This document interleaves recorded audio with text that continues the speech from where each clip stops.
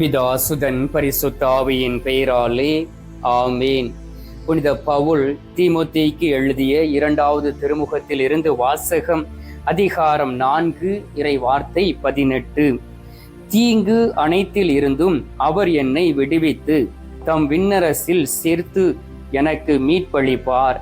அவருக்கே என்றென்றும் ஆட்சி உரித்தாகுக. ஆமேன். ஆண்டவரின் அருள்வாக்கு. இறைவா உமக்கு நன்றி.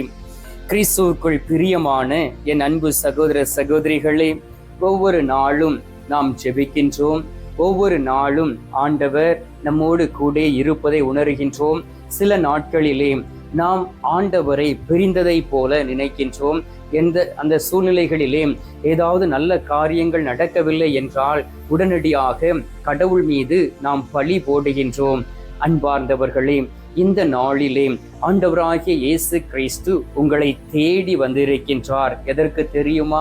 என்னுடைய பிள்ளைகளை எந்த ஒரு சாத்தானும் தொட்டுவிடக் கூடாது, எந்த ஒரு தீமையும் துக்கப்படுத்திவிடக் கூடாது, எந்த ஒரு தீமையான காரியங்களும் அவர்களுடைய வாழ்க்கையில் வந்துவிடக் கூடாது என்று சொல்லி ஆண்டவர் ஆசீர்வதிக்கும்படியாக உங்களை தேடி வந்திருக்கின்றார்.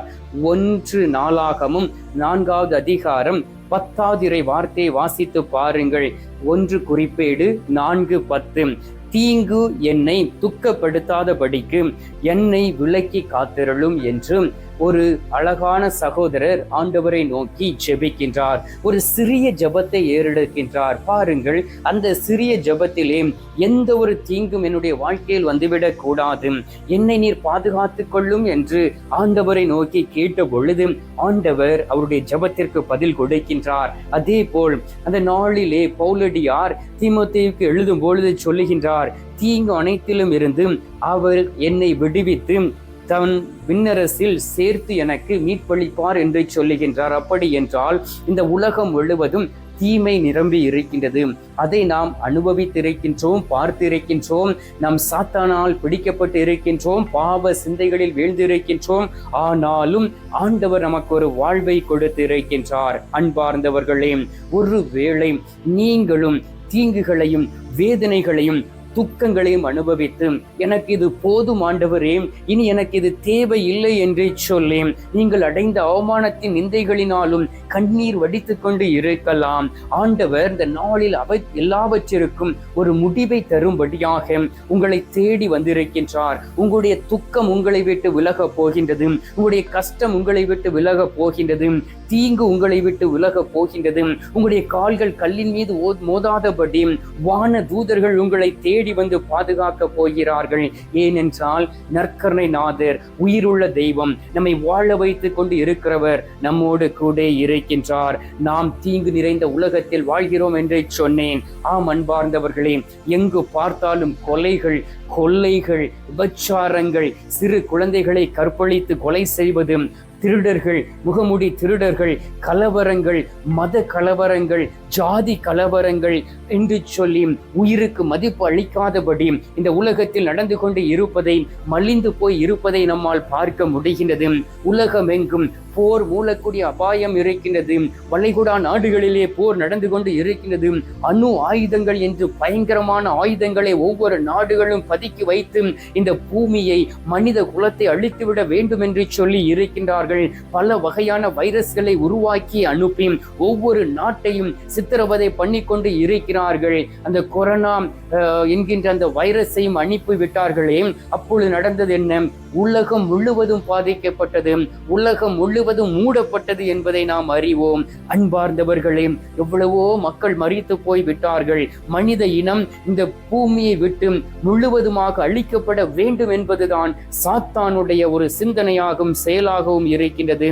எனவே இந்த உலகத்திலே தீங்குகள் எத்தனை முறை வந்தாலும் எல்லா சூழ்நிலைகளிலும் ஆண்டவர் நம்மை தப்புவித்து நம்மளை பாதுகாக்க கூடியவர்களாக இருக்கின்றார். பாவங்களினால் வரக்கூடிய தீங்குகள் உண்டு, இந்த உலகத்திலே கல்வர்களால் வரக்கூடிய தீங்குகள் உண்டு, பாடுகளினால் வரக்கூடிய தீங்குகள் உண்டு, சாத்தானால் வரக்கூடிய தீங்குகள் உண்டு. இந்த தீங்குகள் குறித்து பவுலடியார் மிகவும் தெளிவாக எழுதுகின்றார். 1 பேதுரு 5:8 தெளிந்த புத்தி உள்ளவர்களாக இருங்கள், விழித்து இருங்கள். ஏனெனில் எதிரியாகிய சாத்தான் கர்ச்சிக்கும் சிங்கத்தை போல இந்த உலகத்தில் யாரை விழுங்கலாம் என்று சொல்லி அலைந்து திரிந்து கொண்டு இருக்கிறான் என்று சொல்லப்பட்டு இருக்கின்றது. அன்பார்ந்தவர்களே, இந்த நாளிலும் கூட நீங்கள் இப்படிப்பட்ட ஒரு வேதனையில் இருக்கலாம். சிங்கம் ஒரு மனிதனை கடித்து குதறுவதை போல உங்களுடைய வாழ்க்கையிலே பிரச்சனைகள் உங்களை குதறி கொண்டு இருக்கலாம். தீங்குக்கு மேல் தீங்கு வந்து கொண்டு இருக்கலாம். பிரச்சனைகளுக்கு மேல் பிரச்சனையும் கண்ணீரும் வந்து கொண்டு இருக்கலாம். ஆண்டவர் இந்த நாளில் நமக்கு வாக்கு கொடுத்திருக்கின்றார். எல்லா தீங்குகளிலும் இருந்தும் என்னுடைய பிள்ளைகள் கஷ்டப்படக்கூடாது, அவர்களை பாதுகாப்பேன் என்று வாக்கு கொடுக்கின்றார். மோய்சன் அழகாக ஜெபித்தார். சங்கீதம் 90:15 ஆண்டவரே, எங்களை சிறுமைப்படுத்தின நாட்கள் போதும், நாங்கள் துன்பத்தை கண்ட வருடங்கள் போதும், சரியாய் எங்களை நீர் மகிழ்ச்சியாய் வைத்துக் கொள்ளும் என்று சொல்லுகின்றார். மத்தேயு 6:13 வாசித்து பாருங்கள். நம் ஆண்டவர் சொல்லிக் கொடுத்த அந்த ஜெபத்தை, எங்களை சோதனைக்கு உட்பட விடாதேயும் தீமையில் இருந்து எங்களை ரட்சித்துக் கொள்ளும் என்று கற்றுக் கொடுத்தார். ஏனென்றால் தீமை வரும் பொழுது அந்த தீமை எல்லாவற்றையும் அழித்துவிடும், எல்லோரையும் அழித்துவிடும். அன்பார்ந்தவர்களே, இந்த உலகத்தில் நாம் பார்க்கின்றோம், பிள்ளைகள் அழிக்கப்படுகின்றன. பிள்ளைகளுக்கு, குழந்தை செல்வங்களுக்கு பாதுகாப்பு இல்லை. ஆனால் சில நல்ல மனிதர்கள் ஏதாவது காரியங்களை செய்யும் பொழுது அவர்களுக்கு எதிராக தீமை வருகின்றது.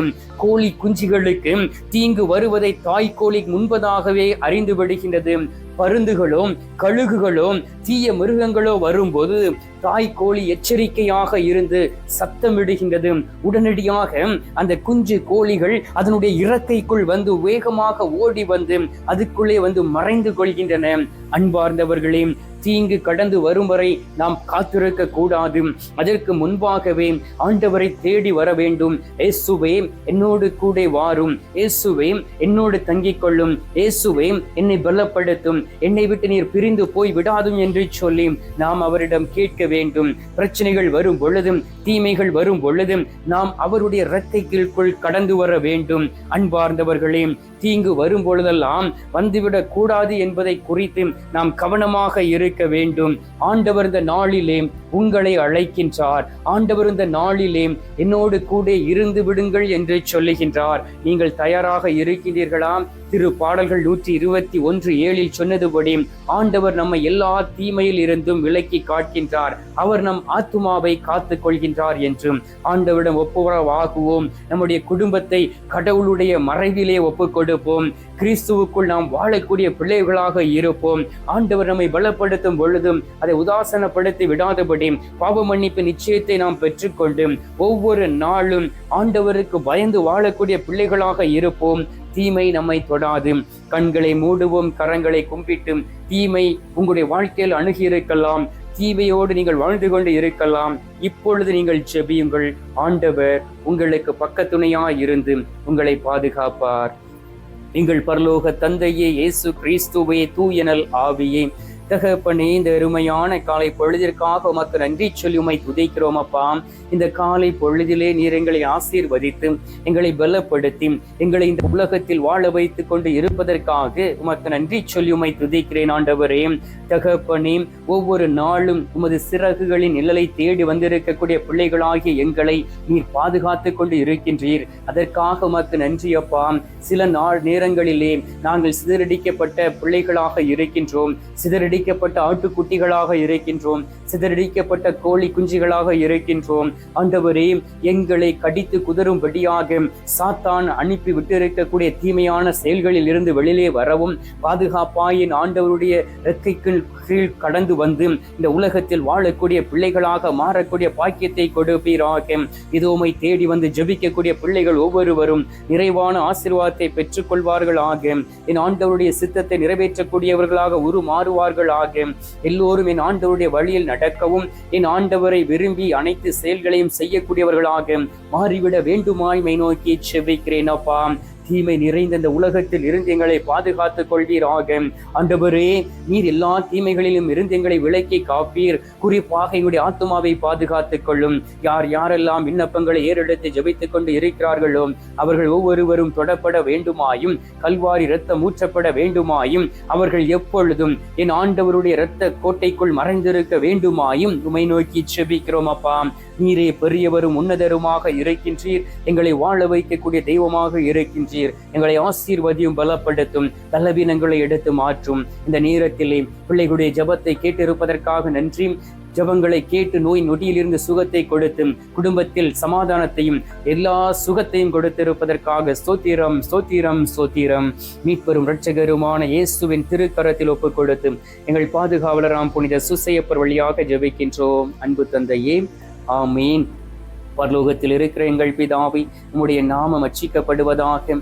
உமது ராஜ்யம் வருக. உமது சித்தம் பரலோகத்தில் செய்யப்படுவது போல பூலோகத்திலும் செய்யப்படுவதாக. எங்கள் அனுதின உணவை எங்களுக்கு இன்று அளித்தருளும். எங்களுக்கு தீமை செய்கிறவர்களை நாங்கள் பொறுப்பது போல எங்கள் பாவங்களை பொறுத்தருளும். எங்களை சோதனை விளைவிடாதையும் தீமையில் இருந்து எங்களை ரட்சித்தருளும். ஆமீன். அருள் நிறைந்த மரியே, வாழ்க. கர்த்தர் உடனே பெண்களுக்குள் ஆசீர்வதிக்கப்பட்டவள் நீரே.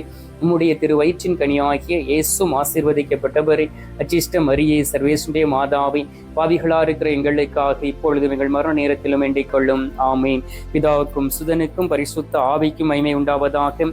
ஆதியில் இருந்தது போல இப்பொழுதும் எப்பொழுதும் என்றென்றும் இருப்பதாக. ஆமீன். அன்பார்ந்தவர்களே, நற்கருணை நாதர் தரும் ஆசீர்வாதத்தை பெற்றுக் கொள்வோம்.